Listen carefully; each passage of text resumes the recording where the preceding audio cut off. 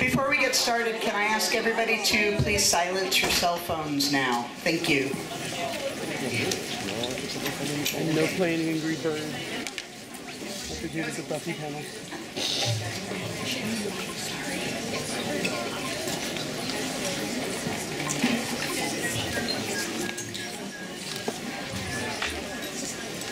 One weird thing happened at WorldCon, and I took out my cell phone, and the 8 other people sitting at the table took out their cell phones and all the same cell phone.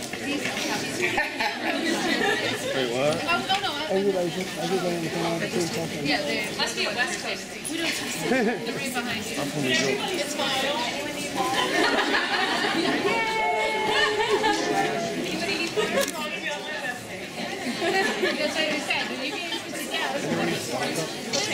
There's so many people.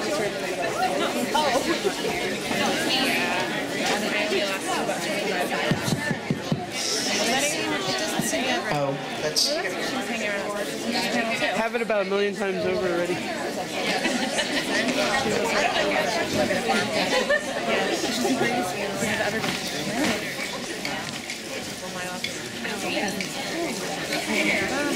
Alrighty, we're going to get started. Hi everyone, welcome to We're No Angels, Leading Ladies of Science Fiction and Fantasy. My name's Colleen, Lindsay, and I'm the community manager for Penguin's Book Country, which is an online writing workshop for genre fiction. I'm going to start with the names of the women that you're probably already familiar with, and I'm going to introduce you to a couple of amazing debut writers. Patricia Briggs is the #1 New York Times bestselling author of the Mercy Thompson series and the Alpha and Omega novels, which are set in the same world as the Mercy Thompson novels. She's written nearly 20 novels to date and has a new one set in the Alpha and Omega series set for publication this coming February. Her most recent novel is River Marked, which is really awesome if you haven't read it. March. You've changed it. You've got to change it on the website, kids. My fault, sorry.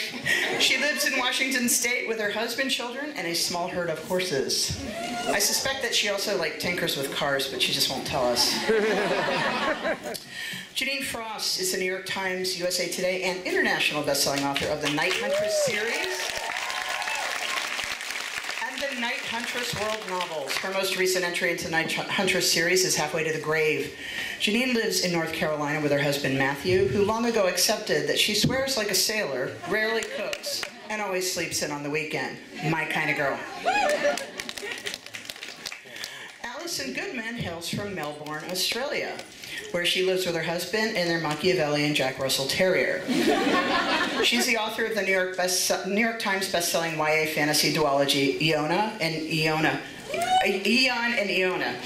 Eon was shortlisted for Victorian, New South Wales, and I don't know what the WA Premier Literary Awards. I'm sorry, Western Australia, is that right? Western Australia Premier's Literary Awards, and won the 2008 Aurelius Award for Best Fantasy Novel. Nice work. She's currently working on a new supernatural series. I would also really encourage you to go pick up these books. They kept me up till 3 o'clock in the morning. Dark urban fantasy writer Kim Harrison is a best-selling author of the Hollows series, the most recent of which is Pale Demon. She recently published her first graphic novel, an adaptation of Bloodwork, and she's the author of the Madison Avery YA series. Wow, you guys are also busy. When not at her desk, she's most likely to be found landscaping her new old Victorian home or scouring antique shops to fill it. Marjorie M. is an attorney and a New York Times bestselling author of about a bazillion paranormal romances and urban fantasy novels. In the world of comic books, she's also the writer of Nyx, No Way Home, Black Widow, X-23, and Dark Wolverine, which is really awesome.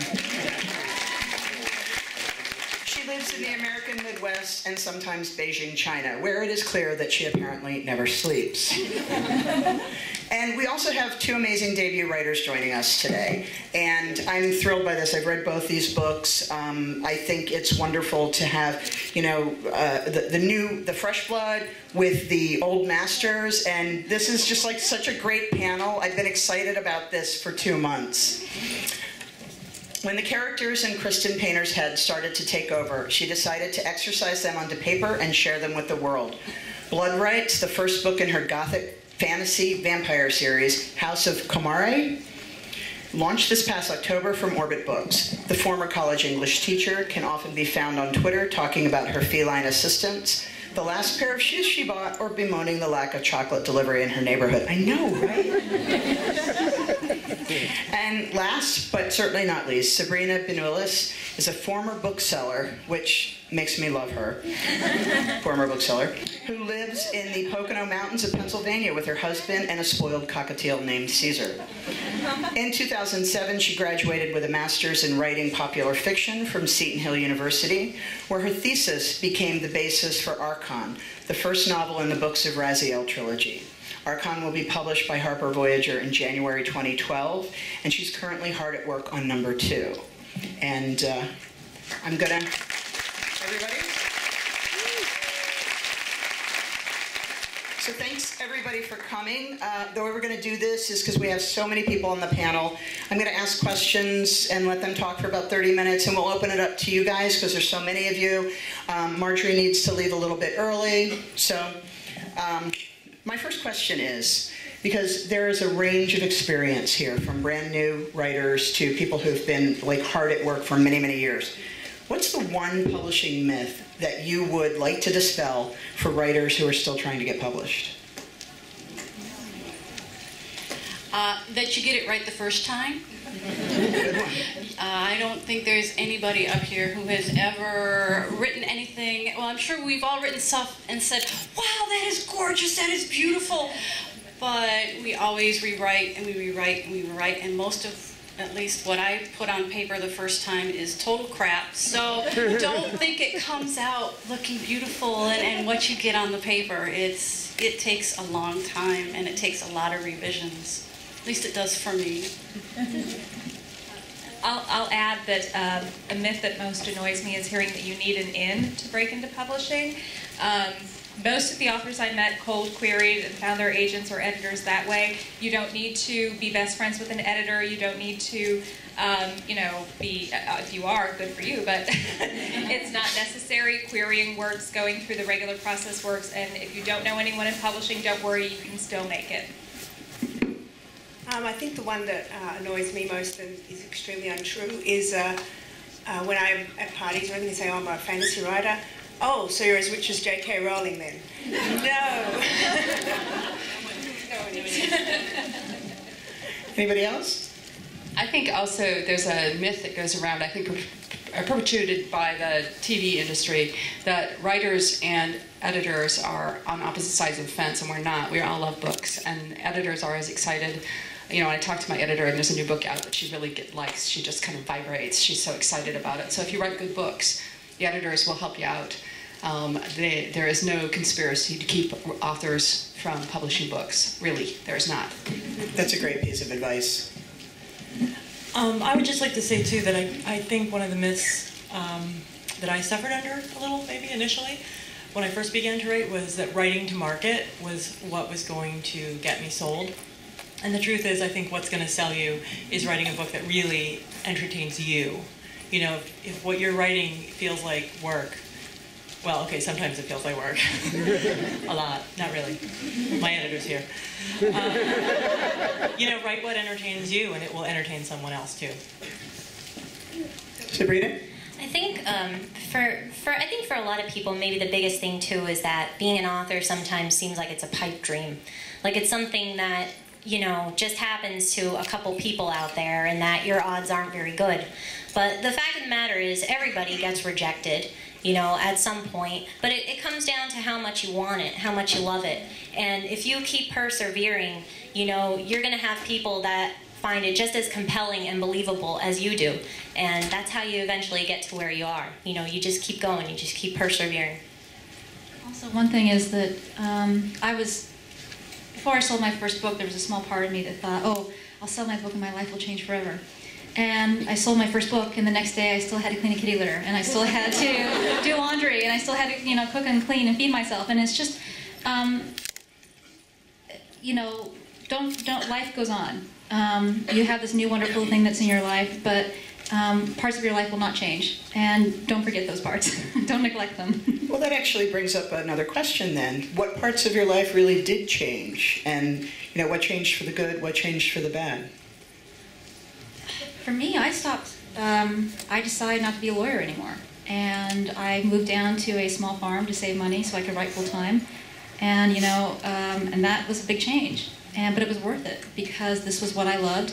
And I knew that, you know, if well, anyway, I had the fantasy, I had the dream that if I worked hard enough and long enough at this, that eventually I would be able to leave the farm and, you know, like, or whatever, or at least just, you know, enrich my career and enrich, you know, just be able to make this dream even bigger, more of a reality, whatever. And of course, I didn't quite leave the farm, but but I really, it's beautiful down there. But you know, it was worth it. It was worth sort of going into that sort of that life and sort of devoting myself to words. So. Anybody? You don't have to go in order. There's no rule. All right. Probably the biggest thing that changed for me was to break my procrastination habit. I had wanted to write a book since I was 12. I didn't start until I was 30 because I had the manana syndrome. And I guess a lot of you are like, oh, I know that. So one of the biggest things that changed is when I started writing is I quit trying to tell myself that everything I wanted to do, I'll just do later. I wanted to write a book for so long, and kind of that milestone birthday loomed, and I realized I had never done anything toward chasing my dream. It's one thing to have a dream, it's another thing to chase it.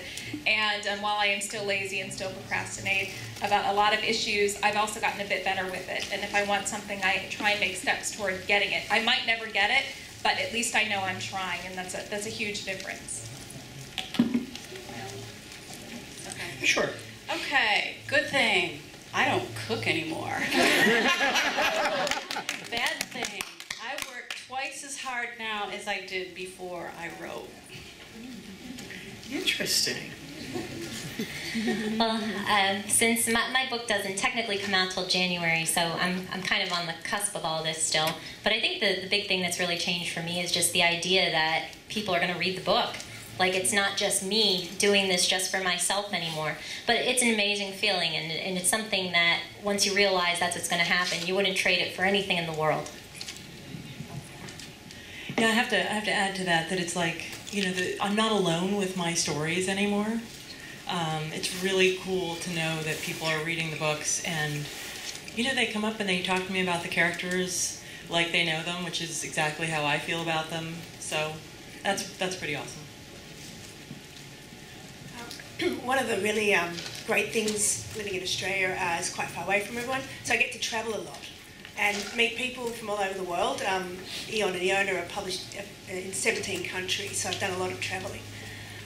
One of the more interesting, possibly not bad things, but challenging things is that as my books have been published and gained in popularity, I'm finding it harder to get critiques from my workshopping group. They're being more reticent about workshopping my work, and so I have to kind of say, well, come on, you know, it's all about keeping the rigour in the work, and I don't want to not have that rigour. So yeah, perhaps that's one of the challenges for not only myself but for my workshopping group. Well, there are kind of two big breaks in my life. One was when I published the first book. It was published before I was 30, which I thought was just way cool. And it's actually kind of too bad because it was not probably the best book that I could have put forward. Because I recently rewrote Masks, and it was really pretty bad. So it's one of those things, I read it, I went, oh, they will publish anything, won't they? And I can say that because Ryan Gilman is not in the audience now. She's my old editor. So there was a big change because it was cool going to science fiction conventions and meeting other authors. The first time I met an author whose works I just adored was Nina Karicki Hoffman. If you haven't read her, you need to read her. She's awesome. And I went, Mama. It was pretty awful, but she's really a lovely person, and she forgave me. And I've done things like had dinner with C.J. Cherry and just really Paul Anderson and just really cool things like that. That was neat. The second time it changed big is when the Mercy Thompson series hit.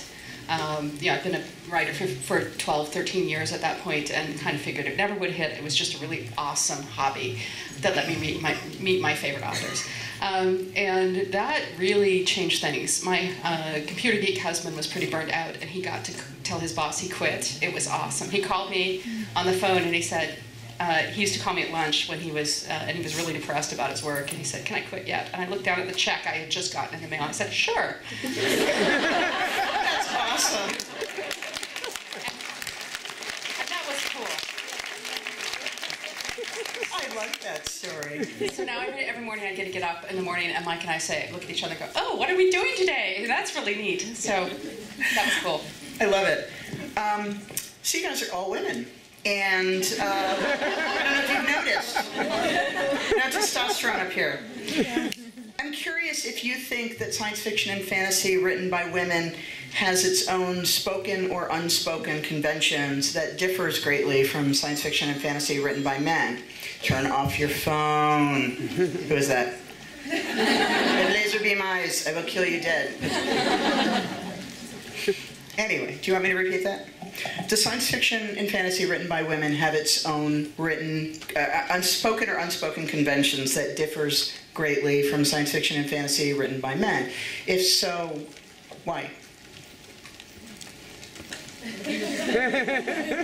I've stumped you. Okay, I'll be brave. I'll pick it up. I don't think there is any unwritten rules. I think there are some tendencies. But these tendencies can be easily broken. I think women writers tend to write more kick-butt women than men do. I think we tend to make them stronger internally rather than physically. I agree. We pay attention to what's going on around them as far as relationships, not necessarily romance, but relationships. They're important, and we bring that to the work. I think a little bit more sensitively or more pay more attention to it than maybe a man writer would, unless the writer really digs down deep and puts himself in a pair of high heels. But yeah, there's some things that I think women writers tend to pay more attention to than men writers might. Anybody else? Please, somebody else. Please, don't leave that hanging there. I'll just pick up from what you're saying there. I think that perhaps a woman writer will allow her heroine to gain strength from those around her as much as herself. That kind of female network idea. Yeah.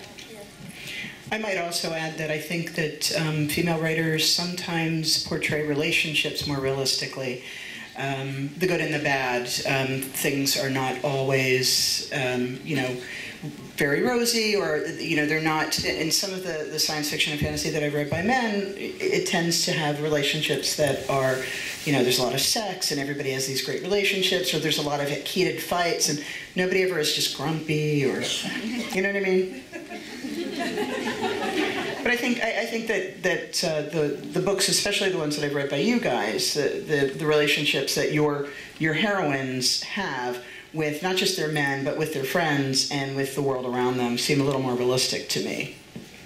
I have a really hard time with this question because, the guys I read are really good writers. Jim Butcher can do relationships like nobody else, and he does a really good job. But because I read a lot of bad fantasy too, I will say, good books are good books, and the authors are just tremendous. Mm-hmm. When you have books that are maybe really good storytelling but need some work in other areas, you have men tend to write two-dimensional female characters. And Robert Jordan, I love Robert Jordan, but I could shoot him for the second and third book on. All the women are interchangeable, and the first book is not like that at all. So he can do better. He could have done better. And for women writers who are maybe not as skilled as they will be in a few years or a few books, what I see is that they don't follow logic patterns quite as well as the male writers do. And there are exceptions, of course, Kelly Armstrong is a terrific writer, but it would not surprise anybody who reads her books to know that she's a computer programmer, because all of her motivations follow these paths, and they make the book feel really logical and wonderful and hold together very well. But as a whole, I think that women in general who are not as experienced tend to let the plot meander a bit more than they ought to, and men tend to let the female characters at least be a lot more two-dimensional. Interesting. Anybody else got anything to add? All right.